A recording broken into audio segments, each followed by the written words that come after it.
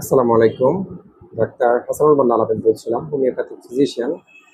আজকে জ্বরের ক্ষেত্রে ক্রনিক জ্বর বলা হয়। এটা একজন পেশেন্টের কিছুদিন পর পর তার জ্বর হয়। তো সেই ক্ষেত্রে আমি টিউবারকুলিনাম প্রয়োগ করেছিলাম।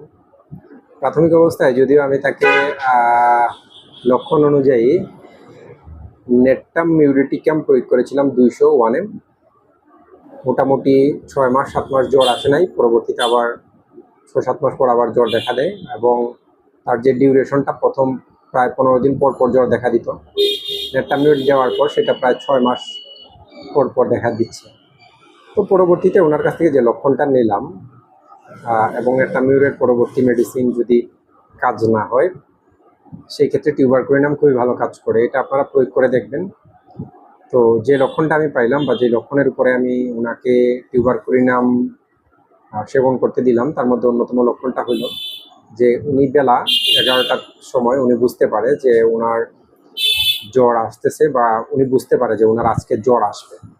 হ্যাঁ, এবং যত সময় ঘনিয়ে আসতে থাকে, সন্ধ্যা, রাত্রি এবং এক পর্যায়ে প্রায় 10টার পর থেকে ওনার প্রকোপ জ্বর দেখা দেয় এবং সেটা কোনোভাবেই আর থামে না। 2-3 দিন স্টে করে তারপরে আবার আস্তে আস্তে সেটা কমে যায়। তো এই লক্ষণের উপর আমি ওনাকে টিউবারকুলিনাম 200 শক্তি দিয়েছিলাম। তার পরবর্তীতে 1M দিয়েছিলাম। আজকে মোটামুটি প্রায় 1 বছর কোনো জ্বর ওনার মধ্যে দেখা দেয় নাই। তো আপনারাও প্রয়োগ করে দেখতে পারেন যদি লক্ষণ পান।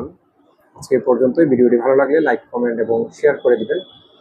আর আপনারা অনেকেই আছেন যারা দেশে এবং দেশের বাইরে থেকে আমাদেরকে ফলো করেন, আমাদের ভিডিওগুলো দেখেন।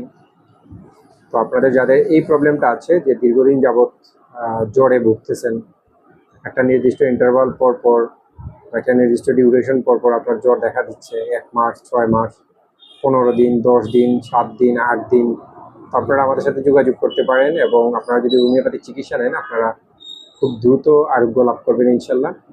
চিকিৎসা নিতে স্ক্রিনে দেওয়া নাম্বারে আমাদের সাথে যোগাযোগ করতে পারবেন। আল্লাহ হাফেজ।